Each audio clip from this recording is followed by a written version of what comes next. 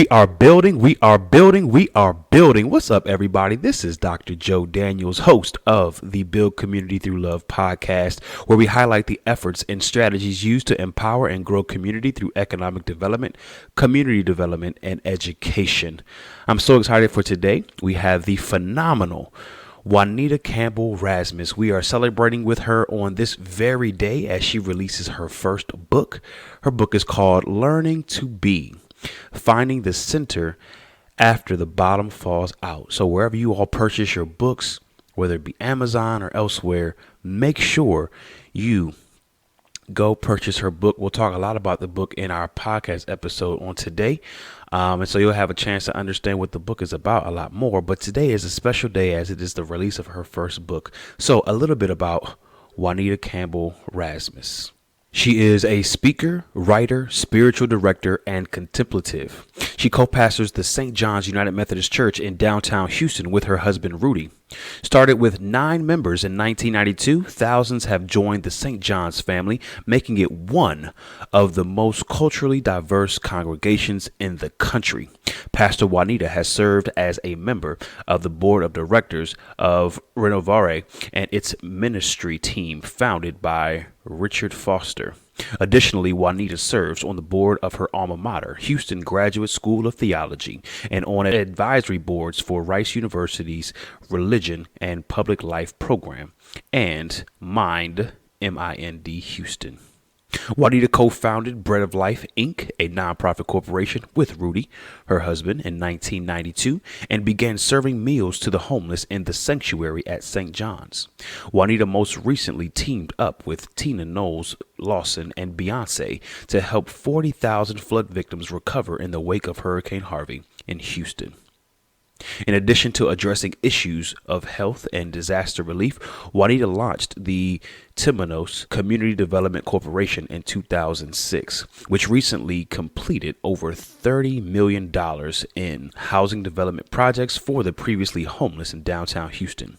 She also founded the Art Project Houston to empower the city's homeless to become hope-filled painters and artisans who craft their own livelihood and create lives filled with new possibilities. I'm so excited to have Pastor Juanita Campbell Rasmus on our show today for episode 16. So without further ado, let's get to the show. Welcome, welcome. I have with me Pastor Juanita Rasmus. She is just amazing from what I've been able to read up on her. She is my dad's best friend's wife, which makes her my dad and my parents' best friend as well. And so I know they send mega blessings from the DC, Maryland area down to you and your husband, Pastor Rudy. And I look up to you guys so much. I know this is our first time actually having a great interaction, but just the I call him Uncle Rudy. That's kind of how he's known in the house. And so that makes you Auntie Juanita. So, Yes. I'm happy that we family. This is a family talk. So this is so exciting. Yeah. So tell those listening just a little bit about yourself. Well, my name is Juanita Rasmus, and I'm a pastor, I'm a spiritual director, and I'm a contemplative. And if you're not familiar with contemplatives, that word basically just means I'm a person who really likes to invest a lot of time with God, knowing God, and being known by God, and then trying to share with others what I'm learning. That is fantastic. We're going to dive right into this first segment. I'm doing kind of my own research through my conversation with people. And the title of it is just a question. Do dreams have zip codes? This was inspired to me. I was talking to a friend of mine who's from Little Rock, and he told me about kind of his upbringing. It was completely different than mine. And it's an interesting and fascinating thing when you have young men who are living to see 21, 22, 25, and that's their lifespan. And how do you even get to a space where you can dream if you don't even have the time to allow that dream to mature? So tell me about your upbringing and what were dreams like in the environment that you grew up in? Great question. Well, I grew up in Houston. I'm a native Houstonian, and I grew up in a community called Fifth Ward. And then within that broader community, a little neighborhood called Frenchtown. And Frenchtown was basically the Creoles and the Cajuns who left New Orleans and the Louisiana area and came down I-10 to Houston, Texas to settle a community. And that community became really an amazing neighborhood in so many ways. As an example, on my block, my grandparents owned our side of the block, the neighbor across the street on their side of the block. They built their own individual houses, and then they built rental properties on those. So there was a lot of entrepreneurship kind of ingrained in the kids in our neighborhood, or at least for this certain number of blocks. You saw that over and over again. Families who would buy a piece of land and not only build a house for themselves and their family, but would have rental houses and would rent rooms and that kind of thing. Out of this same neighborhood, people like Mickey Leland, Barbara Jordan, and locally probably more well known as El Franco Lee, came out of this neighborhood. So it's very much a neighborhood where you were expected to have a dream. You were expected to be a productive member of society. You were expected not only to do well for you, but to do well and reach back and help some other people do well too. So it was that kind of neighborhood. Then add on top of that, a father who was actively engaged in the civil rights movement, with Curtis Graves and Mickey Leland and Barbara Jordan and others. And he was involved in sales because he had his own insurance agency, which at the time was a very rare thing for Black people to have their own insurance agency. And so I grew up with a stereo in our living room that had a speaker in my bedroom with my sister. And then my parents had a speaker in their bedroom, and they were playing LPs of motivational thinking, all right? Even back in the 60s. I was born in 61. So I grew up listening to people like Earl Nightingale, W. Clement Stone. These names may not mean much now, but they have spun off the likes of people like Les Brown and Lisa Nichols and other motivational speakers of that caliber. So, woo, yeah, it was almost like dangerous not to have a dream in our neighborhood. And so in many ways, while it was certainly a gift to be raised in a community like that and in a home like the one I was raised in, at a point, and I talk about this in my book, Learning to Be, I needed something else because my personality type was so driven that having all of that became in some ways a kind of a weight, a kind of a burden. And so when you talk about having space to nurture the dream, I had space, and there was always a carrot dangling out in front of me. And in many ways, I think that was kind of my undoing at a point. That's interesting. And we're definitely going to get into that as we dive deeper into your book. You're an author. Go ahead and pat that on the back. That's a big deal. Well, thank you. I will do that. Thank you. It's taken 20 years.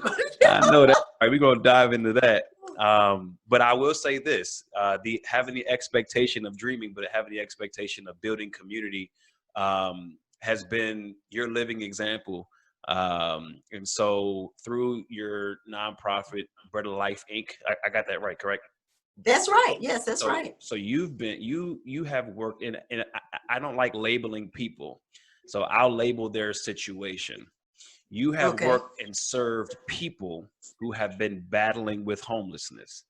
Absolutely. Because these aren't homeless people. They're people battling the condition of homelessness.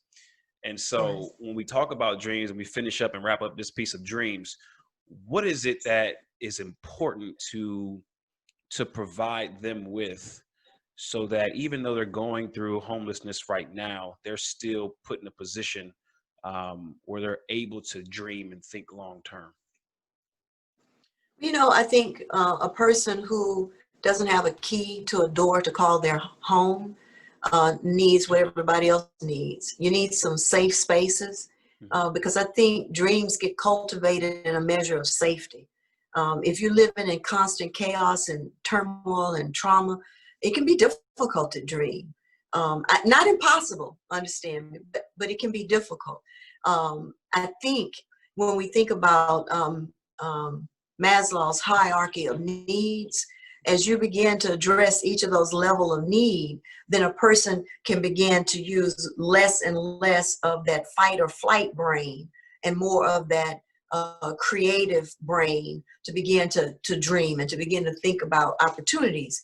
And so one of the things that we've tried to do over the years was to provide not only meals on a daily basis to those who found themselves dealing with homelessness, but also to provide 12-step meetings, because 12-step meetings help to give us a framework for grounding our lives, no matter what the chaos or condition of our situation is. And so I think that the 12 steps is probably one of the most contemporary means of experiencing a grounded life. A life where even in the midst of chaos, perhaps of addiction, many of the men and women that we've served over the years weren't only dealing with an addiction, but they were dealing with a mental health crisis as well. And so you've got so much going on that if you can begin to help a person tune in to the first step, which says that you recognize that there's a power greater than yourself that is able to sustain you and keep you. And so when you begin to recognize that, then I think it helps to take a bit of the weight off of you about having to sustain and keep yourself. If you're thinking that you're the only entity interested and concerned in your well-being, that's a heck of a burden to bear. And so we've tried to make St. John's and the Bread of Life places that were safe harbors for people to lay their physical burdens down, as well as to lay their emotional burden down. One of the things that I did was to create a program called the Art Project Houston. The Art Project gave those who were experiencing homelessness and other kinds of conditions an opportunity to have a creative space. We have a curriculum. We use a book called, all of a sudden the title of it went out of my head, The Artist's Way, by Julia Cameron. And so in it, it's a process of reclaiming your own autonomy, your own personal power. Now, it's really funny because we say reclaiming it, and yet many of us live every day and never have claimed our personal power. Our power to say yes, our power to say no, our power to choose healthy boundaries, our power to reimagine identities of ourselves. And so when we move through the Artist's Way with individuals who are moving through various kinds of struggles like we have over these past 28 years, I have found that people can connect to what really gives them life. And in doing so, begin to dream again. And so it's been an amazing process, an incredible journey. And I often say that when we were physically serving meals to the community, now we're providing groceries, because we went from serving meals and social services to providing housing, because really a key is what keeps a person from the condition of homelessness, a key to a door that's theirs. And so I have said often that healing in this kind of work doesn't come on just the recipient side of the serving line, but it comes on the side of the line where you're offering the service. And so if anybody has benefited from this work, I have. That is fantastic. So we're going to go ahead and put a quick pin in that, just so I can say this one piece, and then we're going to unpin it. We're going to move into segment number 2. This segment is called Take Me Into Your Classroom. I spent almost 20 some years in school, from kindergarten through the PhD, straight through. And I've been in school for so long. So I'm always just, hey, teacher, go ahead and go up to the chalkboard or the dry erase board. Now they got, all the stuff that you can do without touching the board. So exactly. I want you to take me into your classroom, and we're going to go into your book, Learning to Be, which is out September 15th. You guys can pick up your book on Amazon. Now, I saw that. Or any major bookstore. Any major bookstore. Yeah. That is fantastic. So you guys make sure you go out. Again, the title is Learning to Be. So I read something, and it said that, and this is where we're going to unpin it. We're going to unpin it now. And so we're going into this journey of living where you come from a community of people building housing and building opportunities, building businesses, employing people, listening to motivational speakers. And so now you're at a point where you feel that is now on you to now give back. And so you're giving. And as you're giving, you're also taking on burden and taking on burden. Exactly. And so then what Exactly. is known in your household as the crash Right. happens. So talk to me a Right. little bit about the crash. Well, sure. First of all, the crash was the term we called it. August the 27th, I got up that morning and prepared breakfast. My husband and I worked together as co-pastors at St. John's. And so one of the things that I realized is that he and I both have workaholism in our DNA. Mm. And so that was one of the contributing factors to the crash. But one of the other things that happened that morning is that Rudy asked me after we had breakfast, and breakfast was always a big deal at our house because it was probably the only meal we were going to share together as a family. And so my girls grew up with sparkling apple cider and champagne glasses and heart-shaped pancakes and stuff for breakfast because we tried to make it special, right? Yeah. Because the rest of the day they were going to eat lunch at school, which I usually packed their lunches for school, and then dinner, who knows where or when that was going to be, right? You grew up in a pastor's home, so you know probably a little bit about that. Yeah, it's 10 or 11 o'clock before you get home and get settled. Exactly, so it can be crazy. So that particular day, Rudy said, would you like me to take the girls to school? And I said, that'd be great. And I always joke and say, because I said to him, so I can put my mascara on in the bathroom mirror instead of the rearview mirror of the car. And so we both laughed, and I hugged the kids, hugged him, and they all went out the door. I go into the bathroom, Dr. Joe, to put on my makeup, and all of a sudden I just feel sick. It's even now, it's hard to put words to what I felt, but I tell people it was almost like getting the flu. You know how you can just have this feeling hit you, And so I'm sitting there or standing there thinking, I feel horrible. I felt nauseated. I felt just, can't even explain it all. But I decided, okay, let me call the secretary of the church, tell her I'm not feeling well, and then I'll come in a little later today or that day at noon. So I call her, ask her, will she reschedule my appointments? And she does. I hang up the phone, and then I literally have like an outer body experience. I see myself hit the redial button, call her back and say, I'm not coming in today. I don't know if I'm ever coming back. I'm going to take a medical leave or a sabbatical or something. I hung up the phone. I got in the bed, and I proceeded to have what my grandmother would have called a nervous breakdown. Now, for me, it looked like this: sleeping 18 to 20 hours a day, not able to get out of bed, the feeling as though I was so drained and exhausted that even going to the bathroom was a challenge.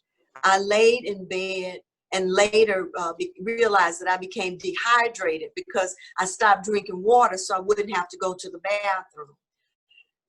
This was a period of my life that lasted for that particular season for a number of weeks, probably almost 3 or 4 months, maybe 5.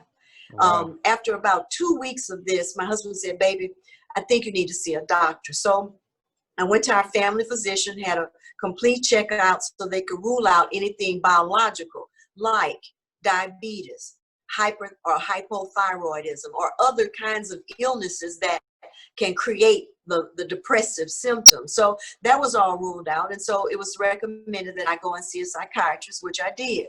Thank God it was an African-American female. And I say that because I found her so relatable that when I got to her and she invited me into her office, I just, I was in a zombie state. And she saw that, knew that, and so she began to help me to name what I had experienced. And so in the DSM-4 at the time, which is the Diagnostic Statistic Manual for Mental Health Diagnosis, she diagnosed me with a major depressive episode. And so we called that day the crash. And for me, it became many days of about a 3-year journey of recovery. One of the things in the classroom part that I want to share with you about that crash that I've since learned is that many of us will experience some kind of disaster. Maybe it's divorce. Maybe it's a dream that gets diluted or deferred. Perhaps it's a health diagnosis of some kind or another. Maybe it's a critical experience on the job that becomes a defining moment that literally takes the life out of you. Whatever that experience is, and some people would say a midlife crisis, the place where you realize that the life you have been living up until that moment, you can no longer live. And that's what happened for me with this major depressive episode. I realized that my narrative, now I didn't realize all this at the beginning. The reason I said that it's taken 20 years to write this book is because it has. There has had to be sufficient time away from the experience to reflect back on it, to gain new healing, but also new insight, to see what tools showed up for me. In the process of this experience, I came to realize that I was a contemplative, that I'm a person who, that some people have called a healer, other people have said that I was a mystic. All of that to say, this was a significant change in the way that I would live my life and understand my role in the world and how I'm to serve others. One of the things that I want to invite your audience to do is, if they have a piece of paper, to create a window, a 4-pane window. And this is a model in psychology that's called the Johari's window. And so in this window, in pane number 1, I'd like you to write the word vocation. Vocation is the Latin word that means vocare. It doesn't necessarily, although it can, mean the job you hold. It may not. Really, the basis of vocare, of vocation, is how you are being called, summoned to serve in the world. And so I want you to have this little box called vocation and write the word serve. How am I to serve in the world? Now, there are times when the way we serve in the world is very separate from the job we perform. So understand that. Second box, relationships. Write that word down. Third box, time and money freedom. Write that down. Because you were talking earlier about dreams. And so I kind of want to stay in that vein of dreaming and goals, and how do we begin to imagine a life we're not even living yet, right? Mm-hmm. The fourth box is called health and well-being. So what I'd like to share is that one of the many things that I learned from the experience of the crash, and on the top of this window that you just wrote with those 4 different panes, write this phrase. There you go. You got it. Yep. Now, across the very top, would you write this phrase? Mm-hmm. What do you love? What do you love? When it comes to vocation, I remember not many months prior to COVID, how often I would hear people say, I want a vocation where I can work from anywhere. I want to be able to work from my laptop and do what I need to do to generate revenue from place in the world. Mm-hmm. And so the reason I say, what do you love? That's the name of this frame for this window, is when it comes to your vocation, what would you love?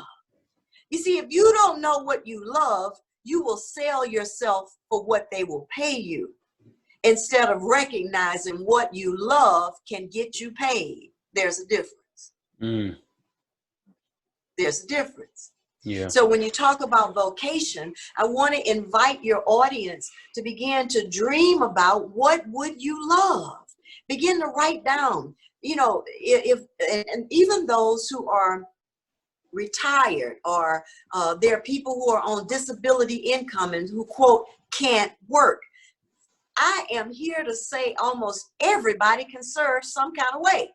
There's a way that we are being called to use our gifts, our graces, our talents, our technical skills, our creative skills to serve the world. And so when you think about your vocation, how you would like to serve the world, ask yourself, what would I love as it relates to the way I serve the world? So as an example, I'm asking people not to think just about now, but to think out, dream out to 2023. Now you might say, why are you going to 2023? Well, because in the mind already has limitations set on you for the end of 2020. The mind is saying, well, there's COVID-19, there's a social justice rise, and you can't dream nothing now. All right. So the mind will often do that because we have a paradigm, we have a narrative in our head that we've been used to hearing. But if you take it to 2023, that's new territory. There's no paradigm for that. The mind doesn't really have any chatter to offer you regarding 2023. So what would you love your vocation to look like in 2023? Then the second one was relationships. Many are seeking a life partner. Some are just wanting the partner that they have to work out for life. So however it relates to that partner piece, what would you love? If you've got a partner, what would make this relationship in 2023 more energized, more exciting, more life-giving, more romantic, more pleasurable, more ecstatic than it is in 2020? Think about that. What would you love? If you say, well, that part of my life is taken care of, but really I want some relationships that are life-giving. For me, one of the things that I realize is that when you're in work of serving other people like we have been for the past 28 years, I'm used to almost every phone call being a request of how I can help somebody else, right? Mm-hmm. Now, it may be selfish, but this year I said, God, I'd really like some friendships and relationships that don't need anything from me. Your parents would know about that. Others who have been serving for a long time. We can get compassion fatigued. And so I wanted some friendships where there are some people who would call me and invite me to tea instead of me always calling and inviting people to the tea and paying the bill. You see what I'm saying? Yeah. And so I just said that. I said, okay, as it relates to the relationship piece, I want some interesting, creative friends who are doing some things that I'm not even familiar with. And guess what? I said that, and in the beginning of this year, I met a person who was the president of I'm a United Methodist pastor, and so who's the president of Methodist Hospital Research Institute. And this person and his wife and Rudy and I went on a trip together to Italy and had an opportunity to be exposed to a conference on nanotechnology. I didn't know nothing about nanotechnology. And so what I'm saying is when it relates to our relationships, think big. You need to be around people who are already dreamers if you want to have a safe space to nurture your own dream. And so ask God to send some folks. Maybe you don't call God God. Maybe you say the universe or the divine presence or divine love or however you name that presence that's breathing in us when we're asleep. Ask that presence to help you in the vocabulary to do what you love. Ask that presence to help give you a vision for relationships that are nurturing and life-giving to you. Andrew Carnegie, Henry David Thoreau, not Gerald Ford. Who was the Ford that created the Ford T-Mobile, the Ford cars? Whatever that person's name is, I don't remember right now. There were about 10 of them who were in a cohort together. And so they were nurturing each other's awareness that there's a creative power that if tapped into can turn into riches and wealth. And when I say riches, don't get turned off if money, wealth is a thing that turns you off. But do know that money will not go where it's not welcome. All right. Mm-hmm. So that's why I use the phrase, what would you love, when it comes to time and money freedom, the third paint on the box. You see, Andrew Carnegie, Henry David Thoreau, and all these others that made up this 10 group of folks got together once a week and shared with each other what they were dreaming about. And they created a space that allowed them to nurture one another's dreams without fears of competition or that somebody would steal their idea and outdo it. So you see, that takes a certain kind of relationship. But in the time and money freedom window, what we're looking at there is, wouldn't you like to be a philanthropist? I was trying to confuse philanthropist with philanthropic. So here, an opportunity to give to people who have helped you, organizations that have made a significant difference in your life. That time and money freedom is a place where you dream about what would it be like to have enough money to help pay for tuition for 4 or 5 young people who are going to college, or whatever it is that speaks to you in the time and money freedom box, having the time to volunteer. So let me give you an example. This just really blew my mind. I was dreaming about what would it look like to have real time freedom, real money freedom. So for me, I thought, well, it would be nice to not have to work 40 hours a week. What if I could work 20 hours a week and still generate the same revenue? So that became my goal. Then my daughter called me one day, and we were just talking casually. She said, "Mama, do you know how much Vanna White makes a year?" And I said, "No, I don't." She said, "Do you know how long she works a year?"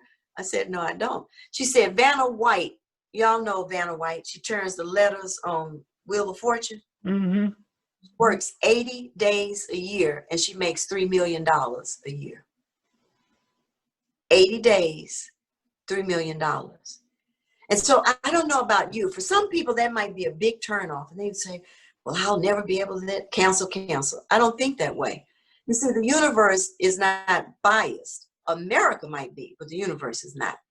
And so the universe will grant you what you have the capacity to dream about and think about and to nurture with energy and enthusiasm.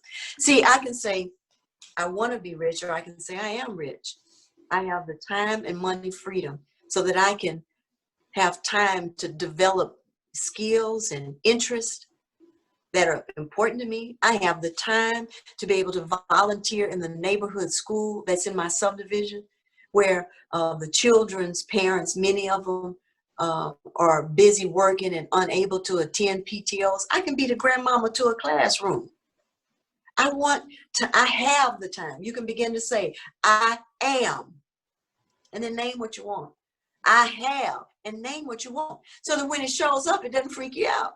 You don't say, "Wait a minute, I don't know what to do." You've been claiming it. So claim what you would love in the time and money freedom area. So when I found out that Vanna works 80 days and makes $3 million, I started thinking, okay, so maybe I don't need to make $3 million a year, but I'm not going to limit the universe if it wants to provide that. All right.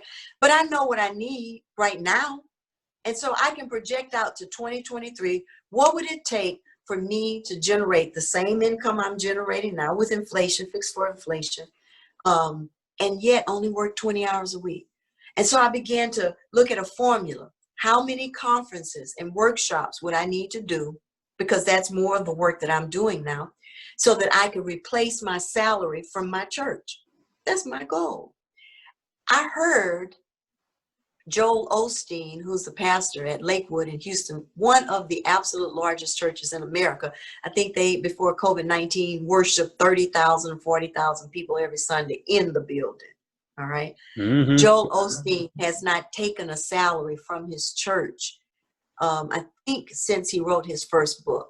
I'm writing my first book, and I want to get to a place where I can donate this salary back to our faith community so that they can hire and intern and fellowship other young people who are interested in doing the kind of work that we've been doing in downtown Houston.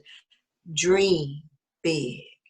What would you love in the time and money space? One of the other things, I not only want to give back to the church in that way, I tithe there now, but I want to give my salary back. But I also want to help the institution that helped me with my theological studies, Houston Graduate School of Theology in Houston. I also want to create a chair in the name of a dear friend of mine who was the doctor of psychology there at Houston Graduate, who passed last year. I want to endow a chair in her name.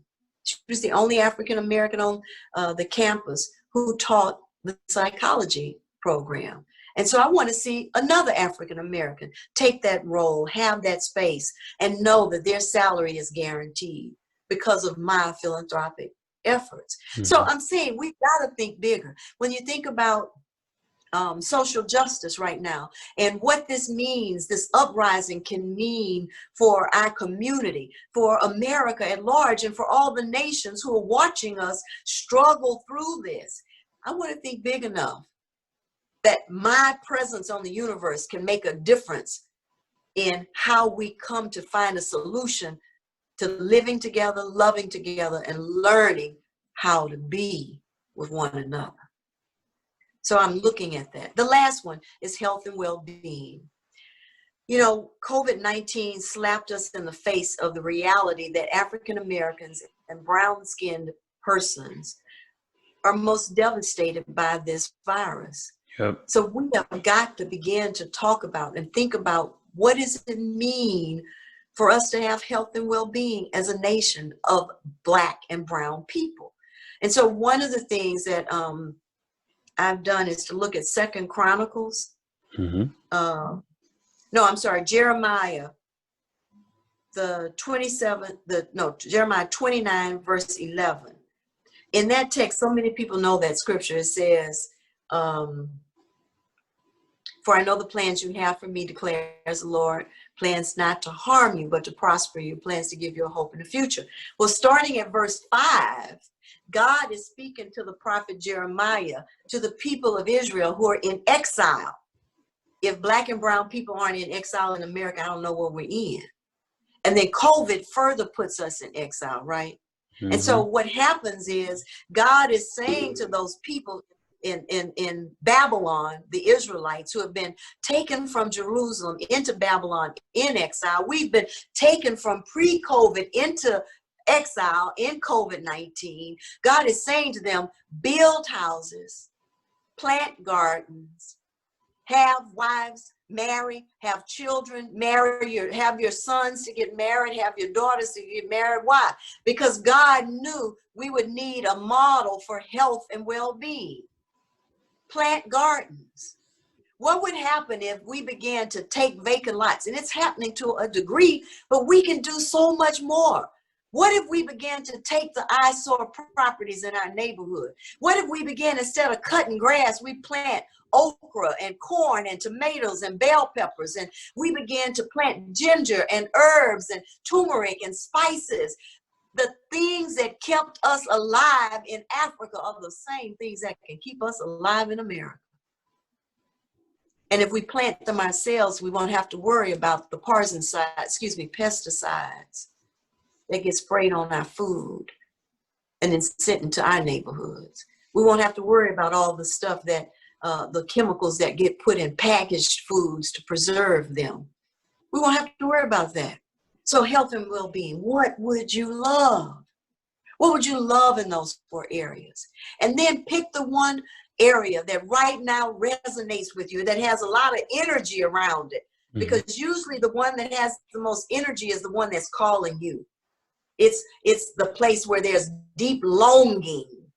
You see, visions have the capacity to pull us into our future, pull us into the places where there is longing. And likewise, we even have to notice what we're noticing around discontent. What in us is discontent? How are we experiencing discontentment in any of those 4 windows that I've shared with you? Because if we'll pay attention, spirit talks through 2 things. Longing, that thing that seems to be pulling you, and discontent, that thing that seems to be saying, I'm tired of this. I don't want to keep living like this. I can't do this anymore. I'm not going to take this anymore. Okay. Those places of discontentment are places where we can find some creative solutions, but we have to look at them. We have to invest a little brain power in thinking about them. And we have to invite creative insights as to how we can move through them and past them. And sometimes we don't even have to go through them. Sometimes we can just go around them. Recognize that there are ways of thinking that no longer serve us, and be willing to leave them in the past. What would you love? That's good. If I had to put my little spin on it, which it don't need no spin, but if I had to, I would also put some spin on it. I would also give it to like what you had said in an interview not too long ago, I would call this the permission activity or the permission experience.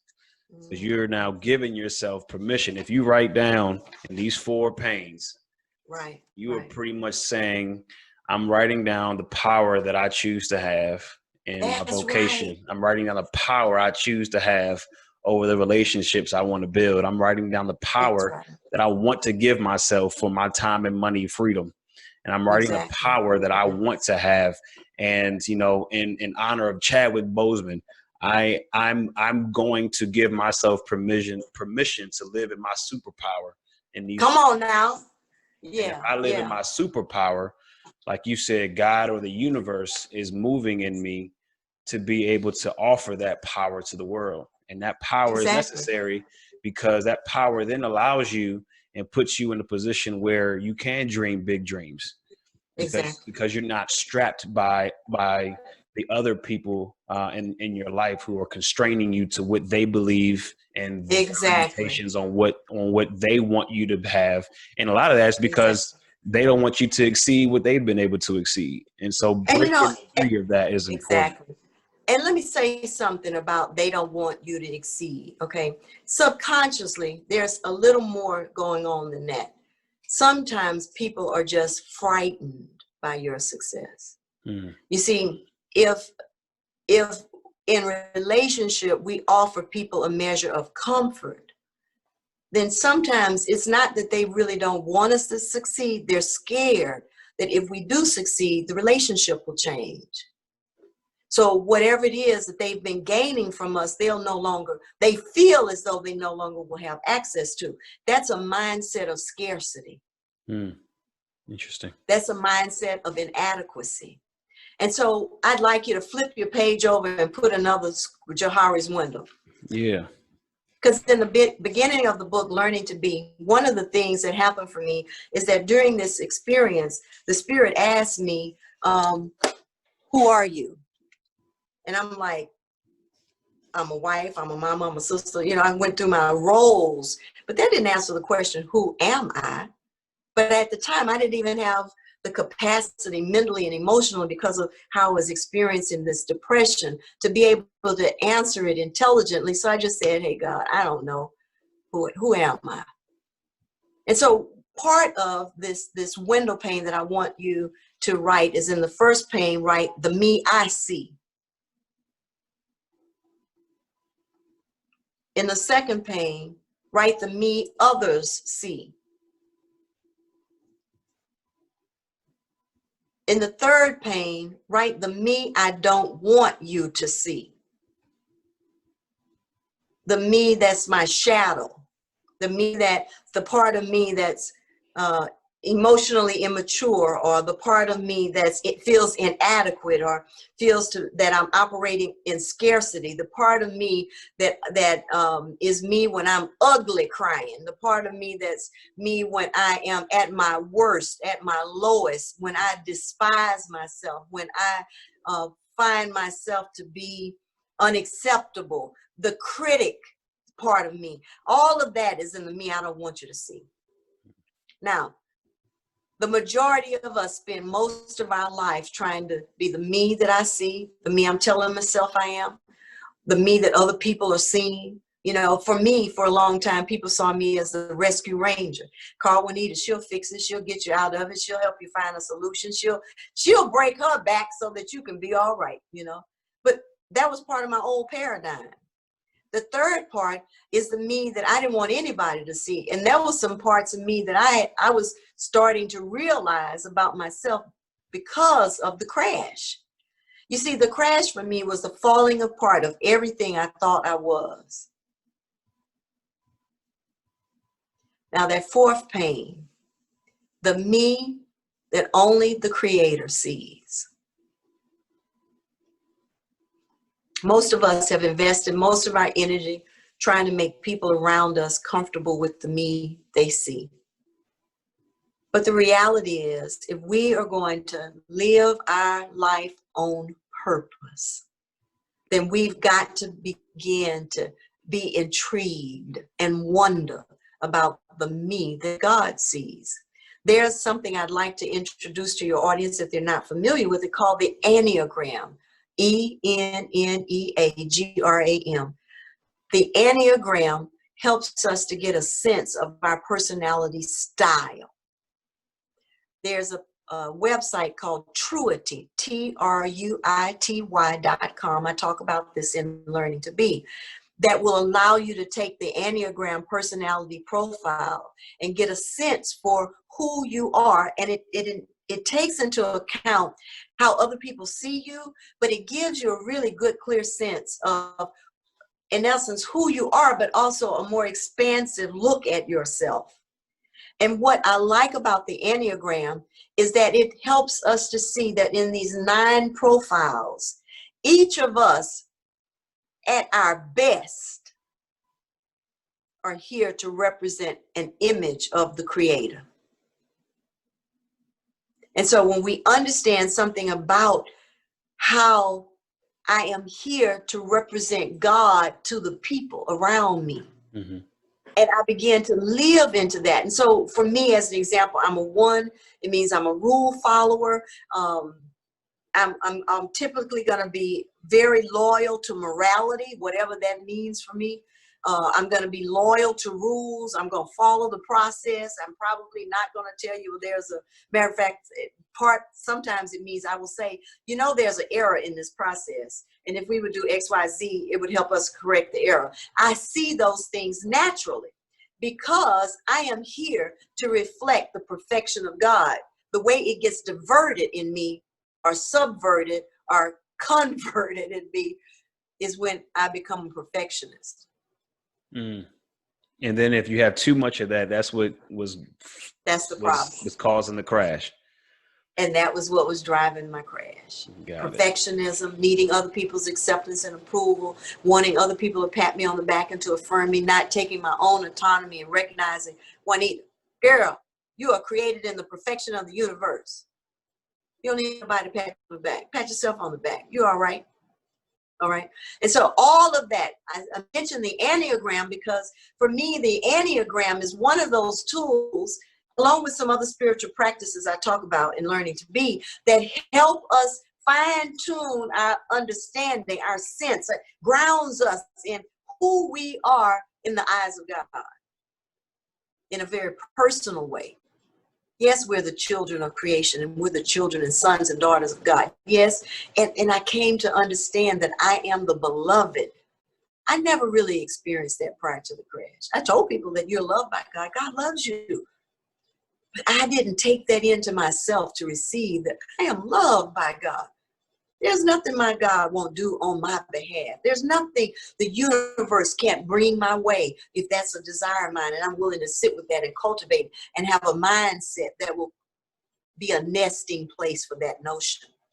So I mentioned all of that to say that when we talk about dreaming big and when we talk about being present in our community, we have to talk about recognizing who we are, so that we don't bring our masked self to serve, but we bring our most transparent, our most vulnerable, our most authentic self, because the flow of the universe happens in authenticity. The flow of the universe happens in a space of gratitude. When I recognize who I am, I recognize the gifts and the graces that God has bestowed upon me, then I can say, oh, I am so grateful that I've been given these gifts, and they're not just for me. These gifts are for my community. They're for the neighbor. They're for the persons near me, even those who can't handle my light. That's big. Well, I want to thank you for being the teacher in my class, in your own classroom. Thank you for inviting me into your classroom. This has been great. All those listening will take so much from it. So we're delighted and we're thankful. We're gonna move on to segment number 3. This is fun. Just real quick questions here. We have just a few of them, and all right, we'll see where we go. So I heard that you love books. I do. So if you had to give either your most favorite or your top 2 or 3 genres of books, what would those be? Um, Books on spiritual formation that talk about the soul, the dark night of the soul, which is really what Learning to Be is about. It's my version of the dark night of the soul. Books that talk about and invite us to think about how neuropsychology is informing our ways of understanding, visioning, and dreaming. That would be the second genre.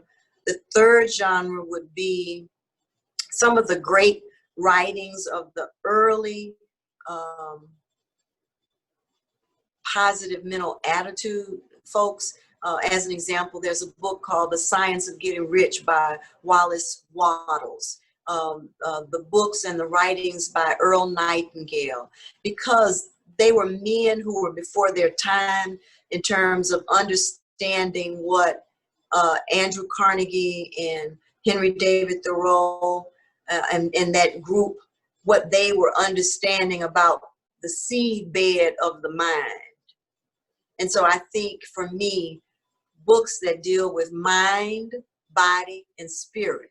And then in some other genres, she's deceased, but J. California Cooper, the writings of Maya Angelou, Toni Morrison, they invite us and engage us in a very creative way.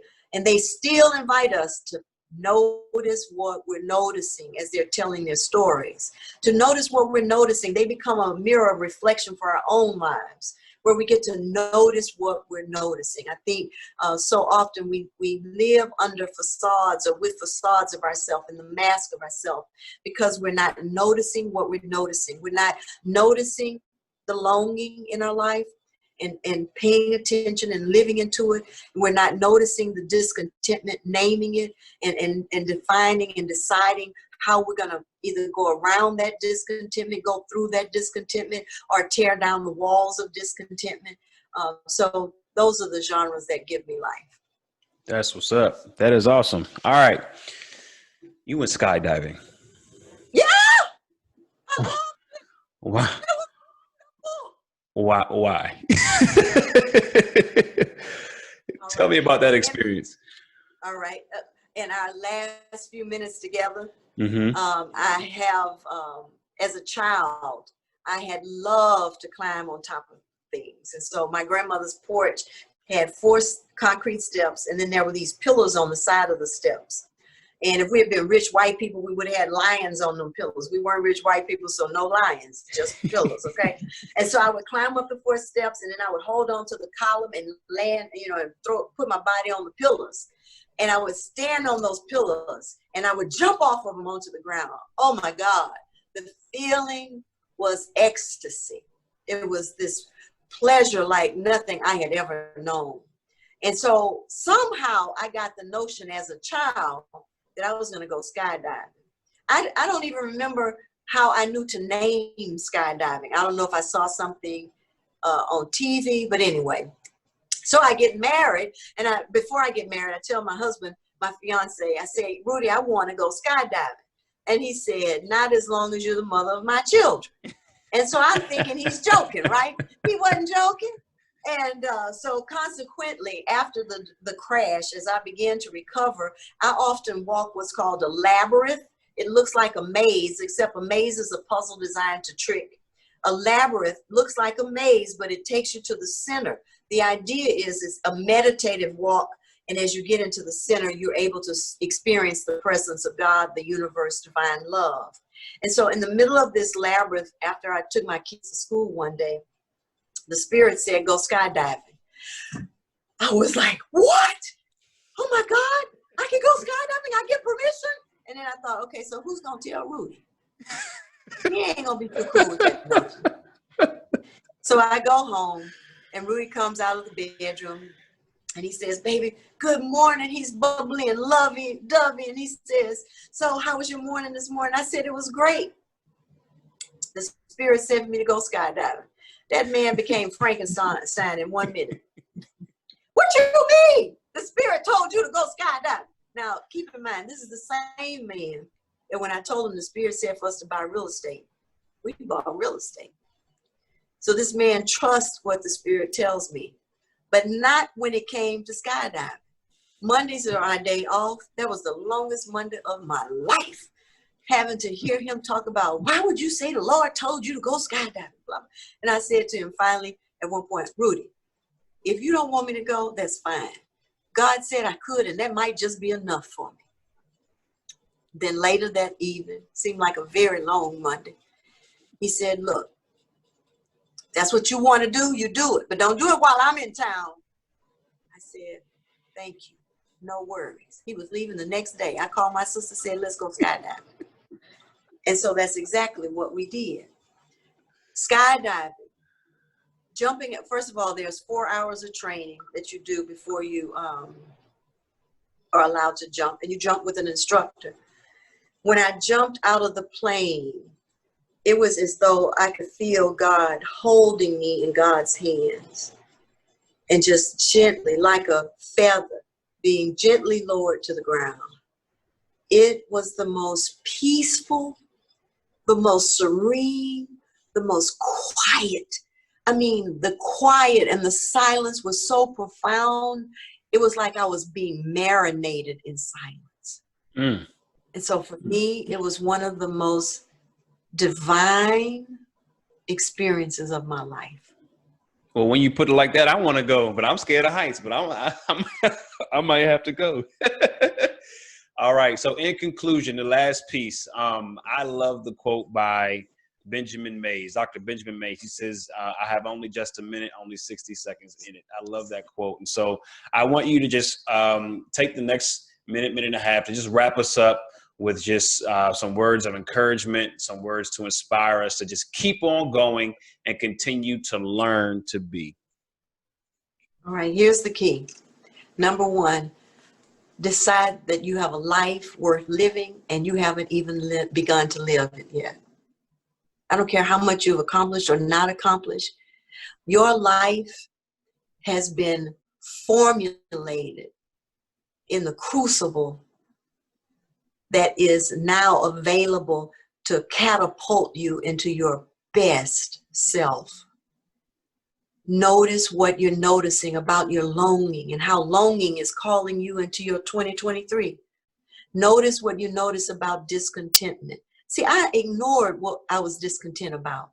I was discontent about the fact that people always wanted something from me and I didn't know how to replenish myself. And so I would just go home exhausted every day. I didn't realize that I was an introvert, not an extrovert. Notice what you're noticing so you can name it and change what you can. Do it all out of a spirit of gratitude, knowing that it's the equivalent of making the adjustments on the stove. The heat is too high, you turn it down some. If it's not high enough, you turn it up some. Notice what you're noticing. Learning to Be is a book that talks about what it means to have resilience in an ever-changing world, an ever-changing internal world. You can find out more about it by going to my website, Juanita Rasmus at juanitarasmus.com. Thank you so much. Thank you so much. All the ways in which you can get in contact with Pastor Juanita will be in the show notes. We just thank you so much for being a part of our community today, Pastor Juanita, Auntie Juanita. Thank you for inviting me. Thank you so much for having me. There you go. There you go. And hug your people and tell them I said hi. Hug your sister for me, all right? I sure will. And I heard that you are a grandmother, and I am for the second time. There you go. We're expecting our first. Thank you so much. So I can't wait to get down to Houston and just kind of have her be thrown into the community as well. So that's it. But again, thank you so much. We love you. Everybody, make sure you go out and buy Learning to Be by Pastor Juanita Campbell Rasmus. It will be on Amazon and anywhere you can buy a book, September 15th. Anywhere. All right. Thank you. Thank you so much. Make it a great one. Bye-bye now. Bye-bye. Thank you for listening to another episode on the Build Community Through Love podcast. Subscribe on all platforms to stay up to date with new episodes. Also, stay connected with us on Facebook, Instagram, and Twitter at Build Community Through Love. And visit our website at buildcommunitythroughlove.com. Let's keep working, y'all. And if someone asks, tell them we're building.